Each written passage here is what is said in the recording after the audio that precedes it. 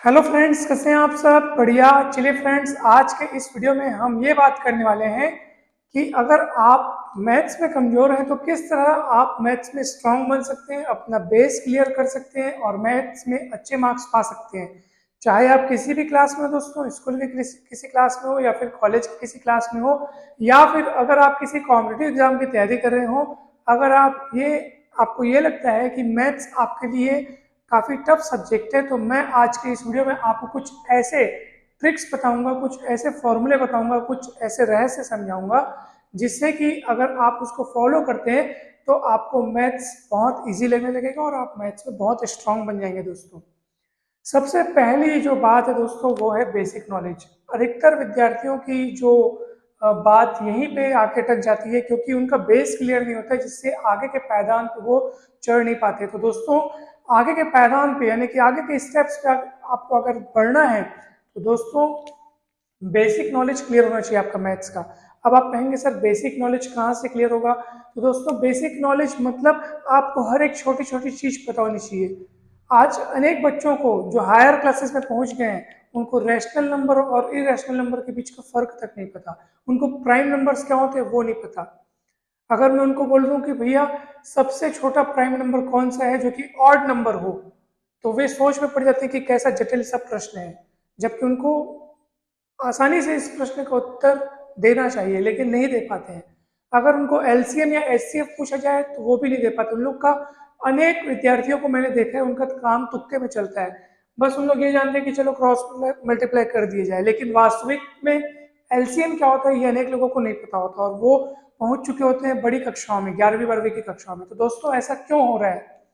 तो दोस्तों वो वहां पे फर्क जो आता है वो जो उनकी शुरुआती जो कक्षाएं हैं, यानी शुरू स्कूल में जब वो पढ़ रहे हैं, फिर जब वो छठवीं में प्रवेश करते हैं, अगर वो वहां से, वैसे तो जोड़ना घटाना गुणा भाग वर्ग वर्गमूल इत्यादि सभी काम हम लोग उसके पहले भी कर चुके होते हैं, लेकिन अगर आपने वो बेसिक सीख लिया है उसके बाद जब आप छठवीं कक्षा में प्रवेश करते हैं दोस्तों, क्योंकि छठवीं में देखो बच्चे लोगों के पास उतनी बुद्धि, उतना विवेक, उतनी समझ विकसित नहीं हो चुकी होती है।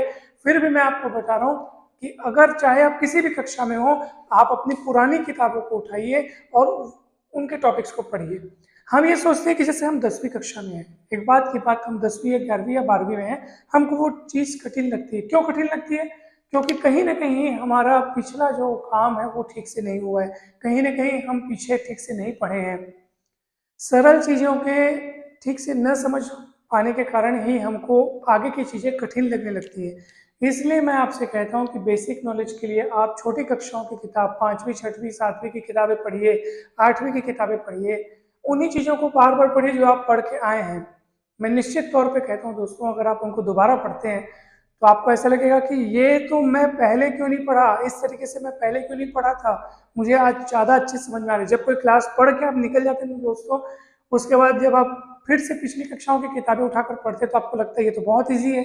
जब मैं पढ़ता था तो मेरे को टफ लगता था, पहले समझ नहीं आता था, आज समझ आ रहा है। ऐसा होता है दोस्तों, और ऐसा इसलिए होता है क्योंकि समय बढ़ने के साथ साथ हमारी समझ में वृद्धि होती है। तो जो एक बार हम पढ़ चुके हैं उन पुस्तकों को आप दोबारा पढ़िए, आपको थोड़ा इजी लगेगा। एक एक शब्द, एक एक टॉपिक को पढ़िए। तो बेसिक नॉलेज आपका क्लियर होना चाहिए, ये एकदम पहला आपका स्टेप क्लियर हो गया। दूसरा है क्वेश्चन प्रैक्टिस। इस पर मैंने आपको एक वीडियो वैसे मैंने और बनाया था इस टॉपिक पर, लेकिन अनेक विद्यार्थियों का यह भी डाउट था कि सर हम क्वेश्चन प्रैक्टिस कैसे करें। तो मैं आपको बताना चाहता हूं दोस्तों, क्वेश्चन प्रैक्टिस के लिए आप सबसे पहले बेसिक थ्योरम्स जो होते हैं, बेसिक जो डेफिनेशंस होती है, जहाँ से कोई टॉपिक की शुरुआत हो रही है, फिर उससे संबंधित एकदम एक एक शब्द, एक एक लाइन के क्वेश्चन आंसर जो होते हैं, जो जिसमें सॉल्यूशन ना हो, केवल नॉलेज हो, ठीक है, तो आप उन क्वेश्चंस को बनाइए जिसमें ट्रिक्स हो, कंसेप्ट हो। उन क्वेश्चंस को पहले आप पढ़िए, फिर धीरे धीरे छोटे छोटे सॉल्यूशंस वाले क्वेश्चन बनाइए, बहुत ज़्यादा संख्या में बनाइए। आप जितना हो सके बनाइए, जितना अधिक समय आप दे सकते हैं, जितना अधिक आप उसको समझने का प्रयत्न करते हैं, उतना ही आपका ये टॉपिक स्ट्रांग होते जाएगा। तो आपको क्वेश्चन प्रैक्टिस बहुत करना है, रिविजन करना है दोस्तों। ये इसके बिना ये सब अधूरे हैं। चाहे आप कितना ही पढ़ लो, अगर आप रिविजन नहीं करते हैं दोस्तों, तो ये फिर आपको कैसे मदद कर पाएगा। तो रिवीजन करना बहुत जरूरी है, कम से कम 2 से 3 बार रिवीजन कीजिए, हर एक चीज को रिवीजन कीजिए। जो सवाल आपने खुद से बनाए हैं उसको फिर भी एक बार खुद देखिए, भले आपने खुद बनाया, भले आपने उसको बिना देखे बनाया, लेकिन आप उसको देखिए। अनेक बच्चों में ये भी देखने में आया है कि वो मैथ्स के सॉल्यूशंस होते हैं उसको देखते हैं बस।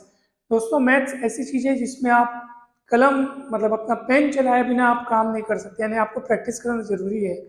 जब तक आप सवाल बना के नहीं देखेंगे, कई लोग बच्चे लोग देख के बनाते हैं, एक एक लाइन देखे बनाए, मतलब उनको समझ में तो आता है, लेकिन उन लोग साथ में बुक खुली हुई रहती है।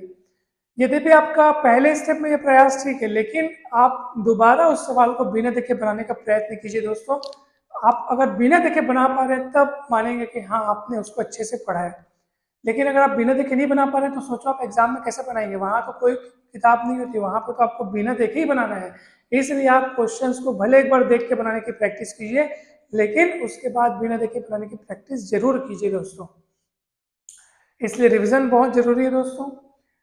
क्वेश्चन आस्किंग, यानी कि अनेक बच्चे, ये तो मेरे ख्याल से बहुत लोग की ये दिक्कत है, जब कक्षा में सभी बच्चे बैठे हों तो अनेकों बच्चों के मन में डाउट्स होते हैं, लेकिन वो टीचर से पूछ नहीं पाते हैं। वो संकोच में रहते हैं, वो झिझकते हैं। किस बात से झिझकते हैं कि भाई अगर वो क्वेश्चन पूछेंगे तो कहीं टीचर उनको डांट न दे, या फिर अन्य बच्चे क्या सोचेंगे, टीचर क्या सोचेंगे, कहीं मेरी खिल्ली न उड़ाई जाए। मतलब तरह तरह के संकोच से वे घिरे रहते हैं और उसके कारण वो अपने डाउट नहीं पूछ पाते दोस्तों। और यही उनकी सबसे बड़ी गलती हो जाती है, क्योंकि जब तक आप डाउट नहीं पूछेंगे तो आपको वो टॉपिक क्लियर कैसे होगा। अगर आपको ये डर है कि लोग मुझे मूर्ख समझेंगे, मुझे बेवकूफ़ समझेंगे, तो दोस्तों मैं आपको बतलाना चाहता हूँ कि आप इस चीज़ को स्वीकार कर लें। आप ऐसा सोचें कि मुझे जो भी समझा जाए मुझे स्वीकार है। अगर मुझे कोई बेवकूफ़ समझता है या मूर्ख समझता है या कोई हंसता है तो भी चलेगा, लेकिन मुझे वो क्वेश्चन जो मेरा डाउट है वो तो क्लियर होगा ना, तो कुल मिला के फ़ायदा तो मेरा होगा ना भाई। और अगर मैं पूछने से कतरा रहा हूँ तो नुकसान किसका होगा, मेरा ही होगा। तो इसलिए आप अपना फ़ायदा सोचिए, आप पूछ लीजिए। अगर आप प्रश्न पूछते हैं तो भले उस समय आप मूर्ख माने जाएंगे या समझेंगे जाएंगे, एक बात की बात, लेकिन अगर आप नहीं पूछते हैं तो समझ जाइए कि वो क्वेश्चन आपको हमेशा के लिए नहीं समझ में आएगा। भले फिर आप बाद में प्रयास करके आप उसको समझ भी लेंगे, लेकिन उस समय तो आप उससे चूक जाएंगे ना।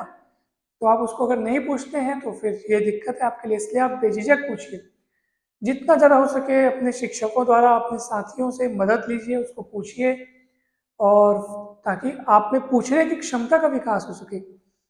ये भी एक अपने आप में एक क्षमता है। अनेक बच्चे तो पूछ भी नहीं पाते हैं। अनेकों बच्चों के मन में वो डाउट ही नहीं आता कि हाँ यहाँ डाउट हो सकना चाहिए करके, और उसके लिए जरूरी है अच्छे से पढ़ाई। जितना ज़्यादा आप अध्ययन करते जाते हैं उतना ज़्यादा आपको पता चलता है कि अरे यार यहाँ भी डाउट्स आ रहे हैं, यहाँ भी डाउट्स आ रहे हैं। तो इसलिए बहुत अच्छे से पढ़ाई करें दोस्तों, ताकि आपके मन में सवालों का ढेर लग जाए। जितने सवाल होंगे उतने सॉल्यूशंस होंगे, उतना आपका कंसेप्ट क्लियर होगा, उतना आपका मैथ स्ट्रांग बनेगा दोस्तों। आप उस फॉर्मूले पे मत जाइए, नो स्टडी नो डाउट्स। आप बोलेंगे सर पढ़ेंगे तो डाउट कहाँ से होगा, तो भैया क्लियर कहाँ से होगा, आप स्ट्रांग कैसे बनेंगे। मोर स्टडी मोर डाउट्स, इस रूल को फॉलो कीजिए। जितना ज़्यादा पढ़ेंगे आपको पता चलेगा कि ये टॉपिक में अगर ऐसा होगा तो कैसे बनेगा, यानी क्वेश्चन क्रिएट कीजिए खुद से। फिर आपको मज़ा आने लगेगा। मैथ्स में बहुत मज़ा आता है अगर इसको अच्छे से पढ़ा जाए तो अगर आप इंटरेस्ट लेंगे तो ये आपके लिए सब्जेक्ट बहुत ईजी बन जाएगा दोस्तों। तो मैं उम्मीद करता हूँ कि ये आपको पॉइंट्स अच्छे से समझ में आए होंगे और फिर आप मैथ्स बनाने के लिए अच्छे से प्रेरित हुए होंगे। अगर आपके मन में और किसी भी प्रकार के कोई डाउट्स हो तो आप ज़रूर दोस्तों हमसे शेयर कीजिए, कमेंट बॉक्स में लिख कर बताएंगे, तो हम नेक्स्ट वीडियो आपका उस डाउट क्लियर करने के लिए वो बनाएंगे दोस्तों। हम उम्मीद करते हैं कि आपको ये वीडियो काफ़ी अच्छा लगा होगा। अगर वीडियो अच्छा लगा तो जरूर लाइक करें दोस्तों, चैनल को सब्सक्राइब कर वीडियो को शेयर करें। चैनल पर जाकर के आप विभिन्न प्लेलिस्ट में अनेक वीडियोस देख सकते हैं। अगर आप 9th 10th 11th 12th या बीएससी की कक्षाओं में हैं तो उसके लिए अलग अलग प्लेलिस्ट बनी हुई है। ये चैनल आपको खूब हेल्प करेगा। मैथ्स और फिजिक्स के वीडियोस आप देखिए। अगर आप कॉम्पिटिटिव एग्जाम की तैयारी कर रहे हैं जैसे पीएससी, व्यापम, शिक्षक भर्ती, व्याख्याता भर्ती, या फिर अगर आप टीजीटी पीजीटी या सेट एग्जाम की तैयारी कर रहे हैं तब उसके लिए भी अलग अलग प्लेलिस्ट आपको मिलेगी। तो जाइए चैनल पर अनेक प्लेलिस्ट में विभिन्न वीडियोस देखिए, वीडियोस को लाइक करें, चैनल को सब्सक्राइब करना ना भूलें और वीडियोस को फ्रेंड्स के साथ शेयर करना ना भूलें दोस्तों।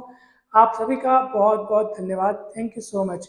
अगर आप हमारे व्हाट्सएप ग्रुप से जुड़ना चाहते हैं तो हमारा नंबर जो है वो डिस्क्रिप्शन बॉक्स में आपको मिल जाएगा, तो वहाँ से आप हमें व्हाट्सएप पर कॉन्टेक्ट करके व्हाट्सएप ग्रुप में जुड़ सकते हैं।